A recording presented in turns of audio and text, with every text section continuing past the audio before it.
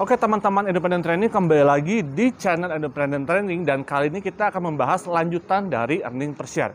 Di dalam pembahasan ini kita akan membahas dua bentuk investment, yaitu adalah surat hutang ataupun bond dan saham. Pengen tahu lebih lanjut? Sebelum itu teman-teman, seperti biasa jangan lupa untuk subscribe, like, dan komen di channel Independent Training. Oke teman-teman, sekarang kita masuk kepada pembahasan investment. Nah, jadi investment tadi seperti yang sudah disampaikan di pengantar, bahwa kita akan membahas dua topik, yaitu debt investment dan equity investment. Nah, debt investment sebetulnya teman-teman sudah mengenal dengan istilah bond kemarin pada topik sebelumnya. Dan equity investment ini adalah share. Tapi untuk equity investment kita hanya akan membahas sampai dengan holdings between 20 to 50%. Wow. Karena holding of more than 50% nanti akan masuk ke dalam pembahasan advance accounting ataupun konsolidasi. Nah, sekarang kita masuk dulu kepada debt investment. Kita masuk kepada investasi hutang, bagaimanakah klasifikasinya menurut accounting, dan kita nanti akan lihat ada berapa sih sebetulnya klasifikasi untuk debt investment. Sebelum sampai ke sana, teman-teman perlu diketahui apa sih motivasi sebetulnya perusahaan melakukan portofolio ataupun memutuskan untuk masuk ke dalam bentuk dari debt investment dan equity investment. Yang pertama adalah one motivation is to earn a high rate of return. Tujuan utamanya adalah untuk menghasilkan high rate of return ataupun imbal hasil yang tinggi. Bagaimana cara kombinasinya? Katakanlah kalau Anda memiliki uang, maka Anda meminjamkan uang ke pihak lain. Nah, dalam artian pada saat Anda meminjamkan, Anda menerima interest revenue. Nah, di satu sisi Anda sudah mendapatkan interest revenue. Nah, di satu sisi from all debt investment ya, dan satu sisi lain, kalau Anda memiliki uang, Anda memutuskan untuk membeli saham. Akibatnya Anda mendapatkan dividen revenue. Nah, jadi ini yang dimaksudkan dengan portofolio untuk mendapatkan high rate of return, karena dia mendapatkan dua akhirnya. Pada saat dia memiliki uang dipinjamkan ke orang, mendapatkan interest revenue, dan pada saat dia perusahaan juga memiliki uang, memutuskan untuk membeli saham, dia mendapatkan dividen revenue. Jadi dalam arti kata lain, kita memaksimalkan nilai investasi kita, ya. Nah, another motivation for investing, terutama in equity securities, is to secure certain operating or financing arrangement with another company. Nah, ini hanya untuk equity securities ataupun saham. Nah, bagaimana sih sebetulnya motivasi ini bisa terrealisasi? Jadi katakanlah kalau Anda mau masuk ke dalam suatu keputusan operasional perusahaan oil and gas. Anda hanya bisa masuk kalau Anda memiliki kepemilikan saham yang cukup tinggi. Dari sana Anda bisa secure. Secure itu artinya Anda bisa masuk ke dalam ranah keputusan internal management. Katakanlah Anda ingin masuk untuk bisa mengambil ataupun in charge untuk mengambil keputusan-keputusan penting. Ya, salah satunya adalah Anda dengan membeli sahamnya, tapi tentunya dalam jumlah yang cukup besar ya. Karena kalau jumlahnya kecil bisa jadi bukan pemegang saham pengendali, sehingga tidak bisa masuk untuk secure certain operating or financial arrangement. Ini adalah motivasi yang kedua ya. Setelah dari motivasi, kita coba lihat masuk ke dalam debt investment. Perusahaan mengukur debt investment dua caranya, dengan amortized cost ataupun fair value. Amortized cost teman-teman sebetulnya harus sudah familiar, karena teman-teman di chapter sebelumnya sudah membuat tabel amortisasi. Kita berbicara at premium, at discount. Bagaimana Anda membeli bond dengan harga di bawah dari face value-nya, that is discount. Anda buatkan tabel amortisasinya. Anda juga membeli bond di atas harga face value-nya, artinya Anda membeli dalam bentuk premium. Anda membuat tabel amortisasinya. At amortized cost sudah kita singgung sebelumnya, dan yang kedua adalah dalam valuasi dengan fair value ya. Nah, tapi tidak semua menggunakan amortized cost dan tidak semua menggunakan fair value ya. Mari kita lihat. Yang pertama, apa sih sebetulnya amortized cost? Katakanlah debt investment that has meet both criteria are measured at amortized cost. Kemudian is the initial recognition amount of debt. For example, assume that Mitsubishi purchase a bond investment that is intend to hold to maturity. Intends to hold to maturity. Artinya apa? Intensinya kalau Anda membeli bond di hold sampai dengan katakanlah nilai bondnya 5 tahun. Maka Anda tidak berusaha untuk menjual di tengah Katakanlah di tahun kedua diputuskan untuk menjual. Anda tidak memiliki intensi itu. Intensi Anda adalah untuk menghold bond tersebut sampai dengan maturity ataupun sampai dengan akhir tahun kelima. Sementara kalau fair value, biasanya Mitsubishi is not intending, ya. Perhatikan keywordnya, kalau katakanlah menggunakan amortized cost, dia intensinya to hold to maturity. Nah, tapi once katakanlah intensinya tidak di hold bondsnya sampai dengan maturity, maka dia menggunakan when this situation occurs, then the bond investment is reported at fair value. Nah, dari sini teman-teman memahami, ini pengantar, nanti kita breakdown lagi. Kalau amortized cost digunakan untuk debt investment yang intensinya untuk dipegang sampai dengan maturity-nya berakhir. Intensi itu niat. Nah, kalau fair value dari awal pas dia beli bond, dia udah bilang, oh saya tidak berniat untuk memegang bond ini sampai dengan maturity. Saya akan jual. Pada saat ada harga yang menguntungkan, saya akan jual. Nah, kalau kayak gitu jangan pakai amortized cost, pakailah fair value. Jadi, dalam IFRS ini penting sekali intensi korporasi ataupun intensi dari direktur investasi untuk mengkategorikan apakah bond ini mau di hold to maturity karena nanti pengukurannya dengan amortized cost, atau bond ini mau dijual pada saat ada harga yang menguntungkan. Maka dia menggunakan fair value. Equity investment kita tidak bahas dulu karena nanti kita punya section sendiri untuk membahas equity investment. Coba kita breakdown, ya, a closer look at a debt investment. Tadi sudah saya sampaikan, ternyata ya tidak hanya dibagi dua sesimpel ini saja, memakai amortized atau fair value. Kita lihat ada 3 klasifikasi. IFRS requires that companies group investment in debt securities into 3 separate categories for accounting and reporting. Dibagi menjadi 3. Yang pertama adalah held for collection investment. Artinya investment intensinya adalah objektifnya, tujuannya adalah menghold, menahan, memegang terus debt investment ini untuk mengkolek kontraktual cash flow. Pak, ini kontraktual cash flow dari mana? Dari pembayaran interest, bunga. Anda meminjamkan uang, A meminjamkan uang 100.000 ke B. A meminta pembayaran bunga tiap bulan. Anda mendapatkan kontraktual cash flow. Klasifikasi yang pertama dari debt investment adalah held for collection investment. Artinya Anda memutuskan untuk memiliki debt investment ini untuk collection, memiliki penagihan. Yang kedua, klasifikasinya adalah held for collection and selling investment. Held for collection and selling investment intensinya ada tambahannya. Oh, saya ingin mendapatkan contractual cash flow, sama nih interest revenue.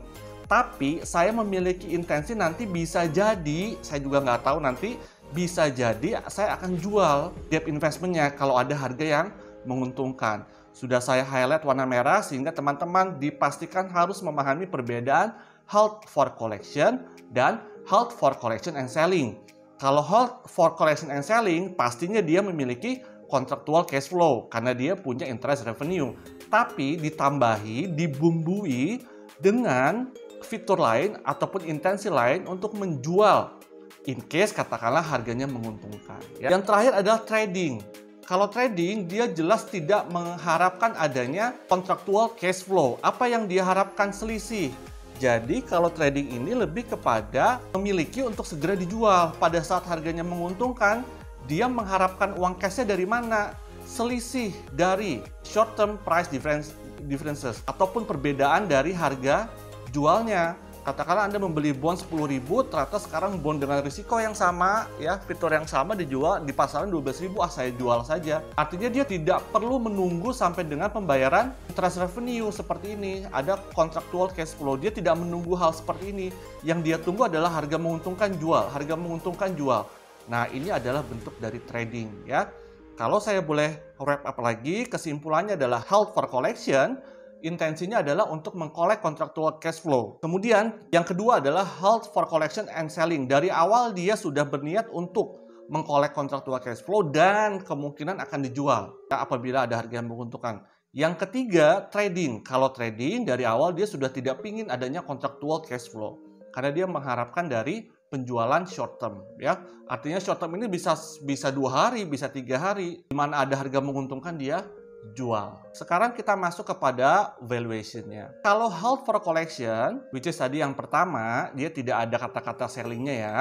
Dia valuasinya menggunakan amortized cost. Langsung bayangkan tabel amortisasi. Unrealized gain or losses-nya not recognized. Ya, jadi kalau ada unrealized, dia tidak recognized. Karena apa? Karena dia tidak di-adjust ke fair value. Jadi dia tidak punya unrealized. Other income-nya, interest when earned, pada saat masuk ke other income, bunganya masuk ke other income, kemudian ada gain and losses from sale. Bunganya masuk kepada other income, kemudian kalau ada dijual di akhir, kita lihat apakah gain ataupun rugi. Yang kedua, mulai berbeda. Pada saat ada selling, berubah langsung dia menjadi fair value. Artinya apa? Pada saat dia memiliki keputusan ada intensi untuk menjual, maka sudah tidak lagi memakai amortized cost. Jadi jangan bayangkan tabel di sini. Nanti di ujung-ujungnya kita akan mengadjust nilai yang ada di tabel. Jadi tidak hanya tabel ya ini ya, dengan nilai fair value-nya. Unrealized gain or losses. Oh iya, jelas ada unrealized karena pada saat ditempelkan dengan fair value pasti akan ada perbedaan nilai. Pada saat ada unrealized gain or losses, maka di-recognize as other comprehensive income, masuk di OC. Masuk di other comprehensive income, OC ada di P&L. And as a separate component of equity. Jadi ada muncul juga di ekuitas, ya. Yang terakhir adalah trading. Ini adalah full short term dan niatnya sudah tidak mengumpulkan contractual cash flow, niatnya hanya untuk dijual. Jelas memakai fair value. Apabila ada unrealized gain atau losses, di-recognize di laba bersih, di net income, karena dia sifatnya jangka pendek ya, makanya langsung di net income. Kemudian kalau ada interest, ada income-nya kalau ada interest, dan kemudian kalau katakanlah ada selisih dari penjualan gain dan losses. Ini dia kategori dari debt investment held for collection, yang artinya tidak ada dari awal, tidak berintensi untuk menjual, walaupun nanti juga bisa dijual sebetulnya di tengah. Dan yang kedua adalah held for collection and selling. Nah, kalau dari sini dari awal sudah berniat untuk dijual. Selain saya mengumpulkan interest, saya juga berniat untuk menjual. Yang terakhir, trading securities, dia tidak berniat untuk mengumpulkan interest revenue, tapi memang untuk mencari selisih harga. Kita masuk yang pertama, debt investment held for collection. To illustrate the accounting for debt investment at amortized cost, assume that Robinson purchased 100,000 euro of 8% bonds of Evermaster AG on January 1st, 2019 at a discount paying 92,278. Jadi face value-nya 100.000 dibeli dengan harga 92,278 ya. Bondnya maturity 1 Januari 2024, jadi sebetulnya 5 tahun. Dari 2019 ke 2024, yieldnya 10%. Interest is payable setiap 1 Juli dan 1 Januari. Mari kita lihat, ini kalau menggunakan kalkulator financial ya. Coba kita lihat. Ini adalah tabel amortisasi dengan diskon. Mengenai analogi persentase ini ada di chapter sebelumnya, kapan dia diskon, kapan dia menjadi premium. Kemudian dia beli dengan harga 92,278 yang nanti harus recover menjadi 100.000. Saya mungkin tidak detail di sini karena sudah ada petunjuknya kalau ini bintang 1 4.000 sampai dengan 100.000 kali 0,088%. Kemudian 4614 92,278 kali 0,10. Saya sudah meng-highlight perbedaan nilai persentasenya ya. Karena apa? Karena ini adalah yang hijau 0,08, yang kuning. Jadi untuk menghasilkan harga 4.000 ini adalah 100.000 dikali 0,8 dikali 612. Ini untuk yang bintang 1, yang bintang 2 interest revenue-nya pakai yang 10%. Untuk yang bintang 3 di sini 614 di sini, dan yang keempat ini 92,278 ditambah 614 sama dengan 92,892. 92,892 ditambah 645 sama dengan 93,557 ya. Jadi dia selalu serong ke kiri untuk menghasilkan di sebelah kanan. Kita lanjutkan bahwa ini 612, teman-teman harus mempelajari bahwa ini adalah 5 tahun ya. Jadi cari interestnya, cari dari tabel time value of money. Kita mulai mencatat untuk interest payment-nya ya. Cash-nya 4.000, debt investment-nya 614, dia harus terus debit ketemu debit supaya nilainya nanti recover menjadi 100.000. Kemudian kita lanjutkan, ini adalah bagaimana tampilan untuk di long term investment. Klasifikasi akunnya ada debt investment 93537, current asset-nya interest receivable 4.000. Dan kemudian ini di other income and expense-nya ada interest revenue. Kok other income? Ya, di sini sudah disampaikan di other income. Tadi 93537 ya angkanya ya. Sometimes a company sells a bond investment before its maturity. Nah, loh Pak, ini kan tadi katanya cuma untuk hold for collection, tapi ternyata ada sellingnya. Iya, tapi dia sometimes dia tidak punya intensi dari awal. Dari awal dia pinginnya bond ini di hold to maturity. Dia tidak berintensi untuk dijual. Kemudian perusahaan secara tiba-tiba memutuskan untuk menjual, ya. Nah, jadi ini bedakan dengan hold for collection and selling karena dia tidak berintensi dari awal sebetulnya untuk dijual. Let's assume that Robinson Company sells its investment in Evermaster pada harga 9934%. 9934 kali 100.000 sama dengan 99750 atau 99 ini 99,34 ya. 99,3 per 4 ya. Nah, jadi menghasilkan 99,750 karena kalau 100 ya 100.000, tapi ini 3/4-nya jadi 750. Let's assume that Robinson Company sell its investment in Evermaster bond on November 1st, 2021 pada harga 9934. Plus kalau harganya 101, nah berarti itu di atas dari 100.000 ya teman-teman. Kalau harganya 102,5 berarti enggak 99.750. Katakanlah kalau 102,5 berarti 102.500. Kalau 98 bagaimana Pak? Ini berarti 98.000. Plus accrued interest, this discount amortization from July 1, 2021 to November 1, 2021. Nah, sehingga diskon amortisasinya adalah 522. 522 didapatkan dari mana? Saya sudah berikan note bahwa 522 adalah ini bukan 46 tapi 4/6. 4/6 adalah 4 bulan dari Juli, Agustus, September, Oktober. Ya, ini November 1 loh ya, bukan November akhir, berarti 4 bulan. Sehingga dia 4/6. 6-nya dari mana? Karena dia semi-annually. Semi-annually setahun 2 kali, setahun ada 12 bulan, dibagi 2, 6.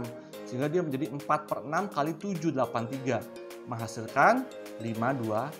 Ini kalau case-nya dijual before its maturity, sebelum maturity 5 tahun. Selling price, kita mau cari tahu nih, kalau dijual ujung-ujungnya Anda jual barang, Anda pengen tahu saya gain atau loss. Selling price of bond-nya 99.750 ya, dari 99.3/4. Amortize cost-nya pada tanggal 1 Juli 2021 95671. Tahu dari mana? Tahu dari tabel amortisasi. Jadi kalau Anda nggak buat tabelnya ujian, Anda nggak bisa menentukan angka amortize cost-nya. Warnanya sama, kuning 95671. Ditambah diskon amortisasinya 522, yang tadi sudah dihitung 4/6 dikali 783. Nah, 783 dari mana? Dari sini, ya. Nah,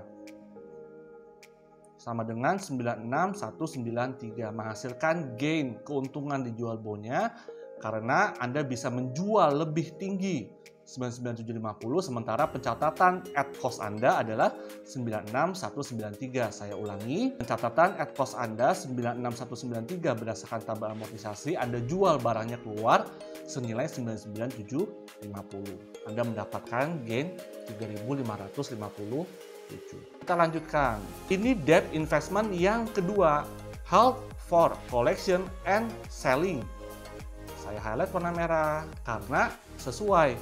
However, if the objective, perbedaannya dengan yang pertama, dari atas dia tidak menyinggung kata objektif, memang nggak ada tujuannya kalau held for collection. Tapi kalau held for collection and selling, rupanya pembedanya adalah dia memiliki tujuan untuk not only to collect contractual cash flow, which is ini adalah interest revenue, tapi juga but also to sell debt securities. Nah, ini yang membedakan held for collection and selling dengan held for collection. Perbedaannya ada di objektifnya.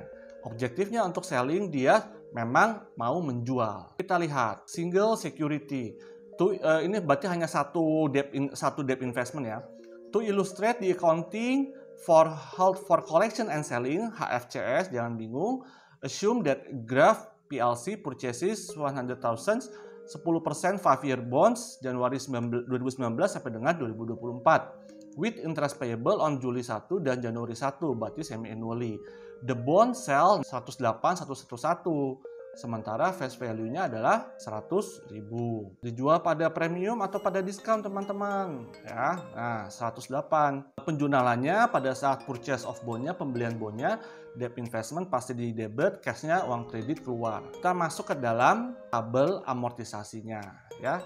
Kalau dia at premium 108, dia harus turun jumlahnya menjadi 100. Kebalikan, kalau diskon jumlahnya kurang dari 100.000 harus bertambah menjadi 100.000. Di akhir maturity harus menjadi 100.000. Ini adalah persentasenya, jangan lupa ini adalah time value of money-nya. Katakanlah berarti 5, I-nya sama dengan semi annually dibagi 2, kemudian interest-nya Anda juga perhitungkan ya. Ini 6/12. Kita lihat sekarang ini 6/12 ya teman-teman ya, 6/12. Tanda baginya hilang ya. Tanda baginya hilang karena 6/12 ini kan bunga setahun 0,10, 6/12 setengahnya. Berarti hal yang sama pun untuk seperti ini. Time value of money-nya dia menjadi setengahnya 6/12 ya. Karena apa? Karena 0,08 adalah annually. Ya, sementara kan kita semi annually, jadi ini 6/12. Di entry to record interest revenue, cash, debt investment pada interest revenue. Kalau dia dalam premium, perhatikan debt investmentnya akan ada di kredit. To apply fair value ini nggak ada di held for collection. Kata-kata to apply fair value, saya ulangi, tidak ada di held for collection karena dia murni amortized cost. Nah, jadi teman-teman bisa membuat kesimpulan, oh kalau soalnya adalah held for collection, misalkan perusahaan ABCD memiliki debt securities, dia mengharapkan mendapatkan interest revenue, akan tetapi perusahaan ABCD juga memiliki tujuan untuk menjual debt securities-nya di periode sebelum maturity. Oh, kalau ada kata-kata perusahaan ABCD berintensi memiliki tujuan untuk menjual, ingat, maka harus ada fair value-nya. Kalau tidak ada kata-kata bertujuan untuk menjual dari awal, maka dia murni menggunakan amortized cost. To apply fair value, jadi teman-teman sudah paham ya, kenapa tiba-tiba kok Pak ini ada to apply fair value? Iya, karena ini masuk ke dalam held for collection and selling. Ya, makanya harus memakai fair value. To this debt investment, assume that at year end, at the fair value of the bond is 105. Kita lihat, katakanlah nilai dari amortized cost-nya adalah 106. Carry amount-nya, ya, ini sudah given angkanya 106 dan dijual seharga 105. Sehingga mau tidak mau selisihnya 106.732 ke 105 itu ada 1.732. Kemudian kita lihat graf recognize unrealized holding loss sebesar 1.732. Ini dilaporkan this loss at other comprehensive income ataupun OC. Ini adalah contoh pencatatan kalau katakanlah ada unrealized loss untuk debt investment tipe kedua, held for collection and selling. Kita sekarang masuk kepada contoh yang ketiga. Contoh yang ketiga itu adalah kalau dia trading, debt investment trading. Kalau trading pakai amortized cost enggak? Kalau Anda menjawab amortized cost jelas salah. Karena debt investment tujuannya tidak mengharapkan kontraktual cash flow, tapi benar-benar murni untuk diperdagangkan, mengambil keuntungan dari harga jual, harga beli. Selisihnya itu adalah bentuk dari trading. Kalau trading pakai apa? Ingat, pakai fair value. To illustrate, assume that on December 31st, 2019, Western Publishing determined its trading securities portfolio. Kalau portfolio berarti dia lebih dari satu. Nah, portfolionya kita lihat ada 3, Burlington Northern, GM Corporation, sama Time Warner. Ya, ini amortized cost-nya, ini adalah fair value-nya. Ingat, apapun itu yang di-selling harus ada fair value-nya. Selisihnya amortized cost 438.560, fair value-nya lebih tinggi. Gain 184, amortized cost-nya, penghitungan di dalam internal ternyata fair value-nya lebih rendah, Anda rugi. Karena kalau dijual Anda loss, ya kan? Anda mencatat 184 tapi ternyata di pasaran harganya 175, Anda mencatat ketinggian. Once Anda jual, Anda rugi. Sementara Time Warner di pembukuannya 86360, dijualnya kalau mau dijual 91500, Anda gain. Nah, total of portfolionya Anda mendapatkan gain 3750. Fair value adjustment di debit, karena ini gain, ya, dan di kreditnya unrealized holding gain or loss. The fair value of trading securities is 3750, lebih besar daripada cost-nya. Kalau Anda jual 33, kalau Anda jual partially, ya, Anda akan gain 3750, tapi hati-hati kalau dijual satu persatu, nah ada yang gain, loss, gain, ya. Nah, ini bentuknya portofolio, artinya kalau portofolio terdiri dari beberapa sekuritas. Kita lanjutkan kepada equity investment. Sampai di sini saya stop terlebih dahulu. Debt investment dibagi menjadi 3 klasifikasinya. Ada held for collection, ada held for collection with selling, ada trading. Held for collection menggunakan amortized cost, held for collection and selling, dia menggunakan fair value.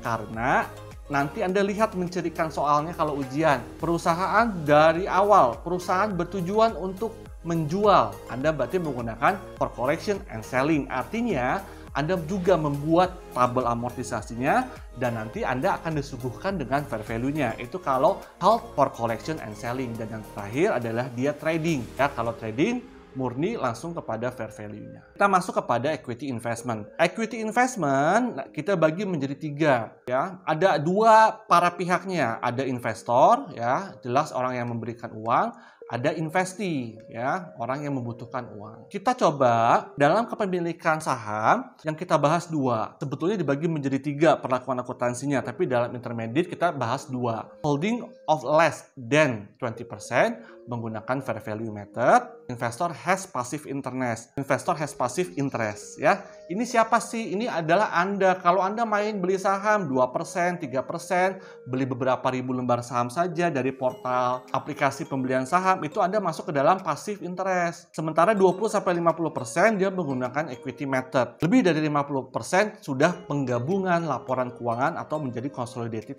statement. Kalau kurang dari 20%, kita ingat kembali menggunakan fair value method. 20% sampai dengan 50% menggunakan equity method. Kita lihat sekarang. Kategori holding less than 20% kita breakdown menjadi 2. Ada yang trading, ada yang non-trading option. Oh, saya punya 5% Pak, tapi niatnya untuk ditradingkan short term. 3 hari beli jual, 3 hari beli jual. Ada juga saya Pak punya 5%, tapi saya tidak berniat untuk trading. Ya saya simpan saja. Gitu kan? Kalau intensinya katakanlah Anda memiliki 5%, tapi dari awal Anda sudah bilang, oh enggak Pak, saya nggak mau simpan lama-lama. That is trading. Saya beli saham ABCD 3 hari jual, 3 hari jual. Realize holding gain or losses-nya langsung direcognize di net income. Pak, saya punya 5%, tapi saya nggak akan dijual kok Pak dalam jangka waktu pendek. Saya mau simpan terus PT ABCD walaupun saya cuma punya 5%. Unrealized holding gain or losses-nya Anda masukkan ke OCI dan separate component of equity section. Ada income effect-nya jelas. Kalau Anda cuma punya less than 20%, Anda mendapatkan dividen. Anda mendapatkan dividen ya kan? Seperti itu ya. Dan kemudian kalau katakanlah Anda melepas, Anda menjual, ya Anda mendapatkan kerugian ataupun keuntungan dari harga jualnya. Moga-moga sudah jelas. Holding equity investment less than 20% kita bagi menjadi 2, trading dan non-trading. Anda jangan bilang tidak tahu bedanya. Anda sudah paham bedanya. Kalau trading, Anda punya 5%. Tapi Anda bilang, saya cuma bisa hold 3-4 hari. Udah gitu saya jual, saya lepas. Itu trading. Tapi saya punya 5% juga. Enggak Pak, saya keep terus. Ya, itu adalah non-trading option. Yang kedua yang mau kita bahas adalah holding between 20% sampai dengan 50%. Ini menggunakan equity method ya. Nanti kita lihat bagaimana sebetulnya perlakuan dari equity method. Apa sih perbedaan equity method dan fair value method? Nanti juga ada case di mana kalau kepemilikannya pas 20% mau diperlakukan sebagai fair value method ataupun mau diperlakukan sebagai equity method. Kalau dia holding less than 20%, kita lihat contohnya. Equity investment yang trading dulu. Nah, ingat ya, kita punya trading, punya non-trading. Dia punya 3 portfolio, ada Burberry, Nestle, ada St. Regis. Total cost-nya 718.550. Kemudian ini adalah pada saat dia mencatat investasinya, uang cash keluar, pasti equity-nya masuk 718.550. Republic receive a cash dividend. Loh kok menerima dividen? Iya, kalau Anda kepemilikan less than 20%, baik Anda mau yang trading dan non-trading option, Anda akan menerima dividen. Cash pada dividen revenue ya. Ini saldo normalnya cash memang di debit, revenue saldo normalnya di kredit ya.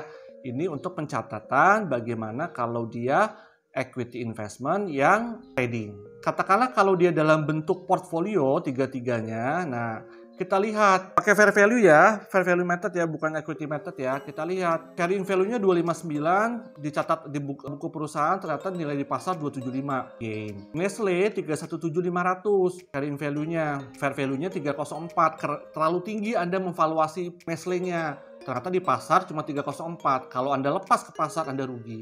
141.350 untuk St. Regis. Anda menghitung terlalu tinggi. Sementara fair value-nya adalah 104, terlalu rendah. Kalau sampai Anda lepas saham St. Regis ke pasar, Anda rugi 37.350. Overall, portfolio ini ruginya adalah 35.550. Overall, saya ulangi, Portofolio ini ruginya adalah 35.550. Catatannya, unrealized holding gain or loss 3550, fair value adjustment-nya 3550. Kita lanjutkan kembali teman-teman. Republic sold of its Burberry ordinary shares receiving 287.220. Dia menjual Burberry-nya. Nah, ini mendapatkan 287.220. Ini carrying value-nya 259.700, dijual dengan harga 287.220. Gain-nya adalah 27.520. Bagaimanakah pencatatannya kalau Anda menjual gain? Cash di debit, equity investment-nya di kredit, keluar. Kemudian gain on sale of investment-nya adalah 27.520. Kalau ini karena kita melepas ya. Kalau tadi Anda mencatat membeli, bagaimana? Equity investment pada cash. Sekarang dibalik, cash-nya keluar karena Anda menjual, bukan membeli ya. Berarti kan Anda mendapatkan uang dari orang, equity-nya Anda lepas di kredit. Mari kita lanjutkan kembali ya. Sekarang ada equity investment yang non-trading. Ini kasusnya kalau Anda cuma punya 5% tapi tidak untuk diperdagangkan dalam jangka waktu dekat. Enggak Pak, saya punya saham PT ABCD cuma 3%, kecil 3% tapi mau saya terus hold. Berarti Anda tidak masuk dalam kategori trading. Anda masuk dalam kategori non-trading yang artinya berdampaknya pada OCI, bukan net income langsung. Berdampaknya pada other comprehensive income. Companies report the unrealized holding gain or loss pada other comprehensive income, bagian dari P&L di bawah. Kalau net income masih ada di atasnya, OCI ada di bawahnya. Kemudian kita lihat Republic SA purchase 1,000 ordinary shares of Hawthorne Company seharga 20,75. Totalnya menjadi 20.750. Di investment represent, investasi ini mencerminkan kepemilikan kurang dari 20%. Bagaimana pencatatannya? Equity investment di debit, uang cash keluar karena Anda membeli. Anda menerima cash dividend, cashnya di debit, dividen revenue-nya di kredit. Ya, Anda tetap mendapatkan dividen karena kepemilikan Anda cuma 20%. Kita lanjutkan kembali. Jangan lupa untuk yang kepemilikan 20% menggunakan fair value. Ya, carrying value-nya 2750, fair value-nya 24 sehingga mendapatkan unrealized gain atau losses-nya menjadi 3250. Untung atau rugi nih? Catatan perusahaan 2750. Di pasar harganya 24. Kalau Anda lepas ke pasar saat ini juga Anda mendapatkan laba 325. Jangan lupa kata-kata Republic report this amount as part of other comprehensive income. Bedanya kalau yang trading dia masuk kepada net income, bukan other comprehensive income. Equity investment 3250, unrealized holding gain or loss di equity 3250. Karena tadi dampaknya selain di OCI juga pada reported in equity. Kita lanjutkan, kita masih punya yang satu lagi, kepemilikan 20 sampai dengan 50% ya. Jadi sudah selesai kepemilikan untuk yang holding less than 20% dibagi menjadi dua, yang trading dan non trading. Sekarang kepemilikannya meningkat antara 20 sampai dengan 50% atau dia memiliki signifikan influence, memiliki pengaruh yang cukup signifikan karena Anda sudah bukan lagi pasif. Kalau tadi Anda kan membeli saham nih dari portal aplikasi cuma sekian ribu saham. Anda kan tidak bisa turun dalam keputusan perusahaan. Anda hanya pasif saja menerima dividen atau katakanlah tidak menerima dividen. Anda tidak bisa apa-ngapain. Kalau holding between 20 dan 50% dia masuk kepada significant influence. Artinya dimungkinkan kalau kepemilikannya 20-50% bisa masuk kepada pengambilan keputusan. Ya. However, an investment in voting share of less than 50% can still give an investor ability, kemampuan to exercise significant influence dari operasional dan kebijakan keuangan perusahaan. Itu sebabnya mungkin kalau orang ingin punya kontrol ya jangan beli sedikit, beli di antara 20 sampai dengan 50%. For example, Siemens katakanlah memiliki 34% dari sahamnya Areva, ya perusahaan Perancis ya. Nah, ini menyebabkan dia memiliki significant influence. Under equity method, the investor and the investee acknowledge a substantive economic relationship. Substantif artinya tadi Anda bisa masuk ke dalam ranah pengambilan keputusan ya. Nah, hati-hati di equity method kalau Anda membeli saham 34%, Anda jangan mengharapkan dividen karena Anda sudah masuk ke dalam keterlibatan pengambilan keputusan perusahaan. Artinya kalau perusahaan mendapatkan laba, maka nilai investasi Anda increase. Saya ulangi, Anda sekarang kepemilikannya 20-50%. Equity method, Anda memiliki significant influence. Apa sih significant influence? Anda bisa masuk ke dalam ranah pengambilan keputusan. Maka Anda harus menerima fair. Kalau Anda mau mengambil keputusan, Anda tidak lagi menerima dividen revenue. Kalau perusahaan laba, itu adalah hasil keputusan Anda juga. Pada saat perusahaan laba, maka nilai investasi Anda increase. Sebaliknya, kalau perusahaan rugi, itu juga akibat keputusan Anda. Nilai investasi Anda menjadi turun. Ya, so di equity method kita tidak lagi membahas dividen. Kita membahas apakah nilai investasi Anda turun atau naik seiring dengan perusahaan yang Anda tanamkan tadi, si Areva-nya ini menghasilkan laba atau rugi. Kalau Areva-nya laba, Siemens-nya naik nilai investasinya. Kalau Areva-nya rugi, nilai investasi Siemens-nya turun. Karena apa? Anda juga menderita kerugian pada saat Areva rugi. Kok bisa gitu, Pak? Iya kan, Anda sudah memiliki significant influence.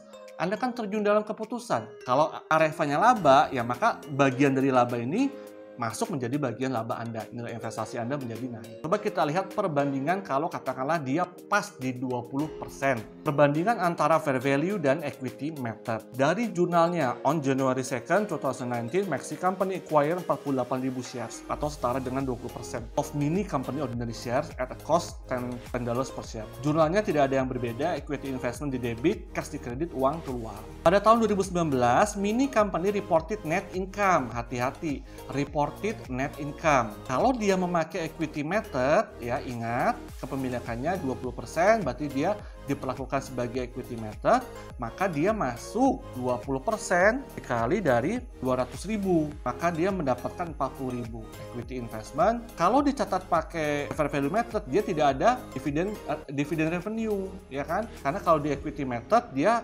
masuknya adalah pembagi laba ataupun rugi itu menjadi tanggung jawab dari kepemilikan sahamnya sebesar kepemilikan sahamnya. At Desember 31, 2019, mini company 48.000 shares have a fair value market price 12. Nah, hati-hati. Kalau memakai fair value, kalau ada kata-kata fair value ini hanya dipakai untuk yang fair value. Equity method enggak, sebesar 96.000, sebesar 96.000. Kemudian kita lihat 28 Januari 2020 mini company announce and paid cash dividend. Kalau paid cash dividend yang menikmati siapa? Jangan bilang Anda menikmati. Equity method tidak pernah menikmati dividen. Equity method hanya menikmati bagian dari laba, ya. Karena ini adalah hasil keputusan significant influence.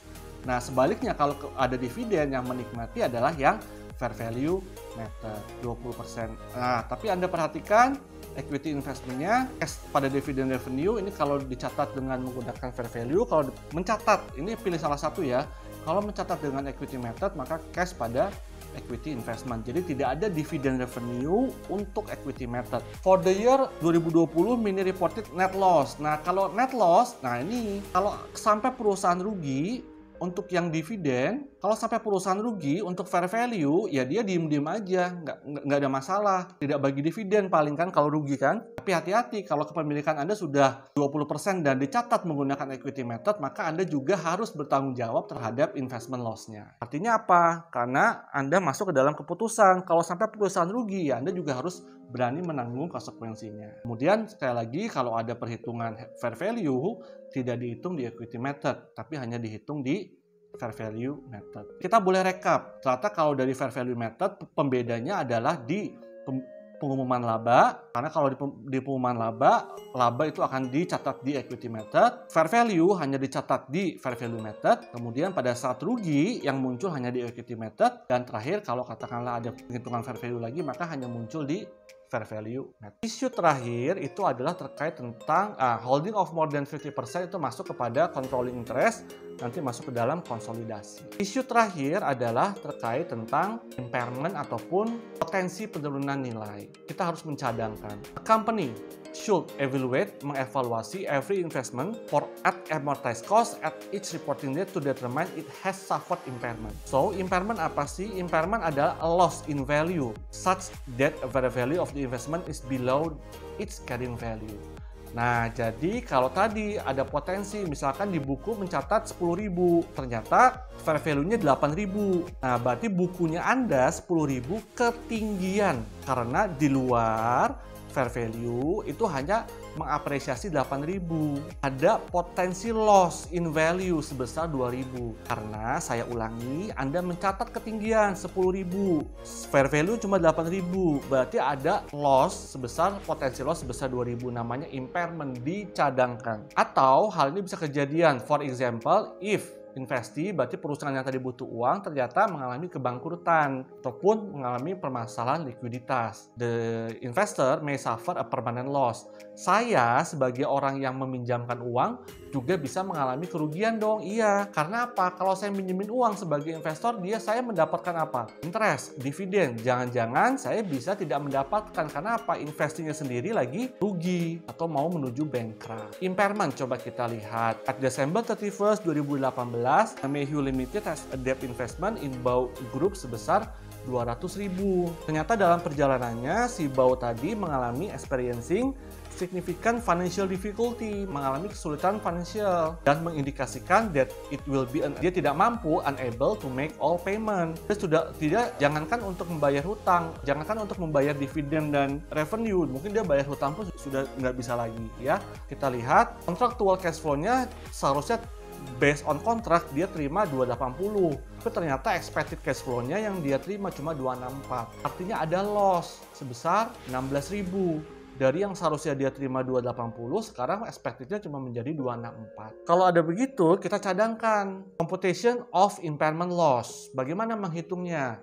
Recorded investment-nya berapa yang Anda catat? Investment pada cash 200.000. Dikurangi present value dari 200.000, dunya 4 tahun 10%. Lihat tabel present value dengan N-nya 4, I-nya 10%. Menghasilkan 0,68301. 200.000 dikali 0,68301 sama dengan 136. Interest revenue juga kita present value kan, kita tarik ke nilai kini, ya kan? Karena kita mau mencatat potensial ke depan sekarang. Ingat ya, akuntansi ya. Pak, jangan ada lagi pertanyaan, kenapa kita membuat present value? Iya, karena kita menilai kini kan potensi kerugian di kemudian hari. Ya kan? Karena apa? Akuntansi mencatat konservatisme ataupun kehati-hatian. Kalau ada potensi kerugian, segera akui. Potensi itu kejadian di depan. Segera akui sekarang. Makanya kita mempresent value kan. Present value-nya dari interest receivable-nya, present value ordinary annuity. Ini beda tabel ya antara ini dan ini ya. Hati-hati ya. Ini kan untuk single sum, ini untuk OA untuk interest-nya. N-nya 4, I-nya 10%, sama dengan 16.000 dikali dengan 3,1986.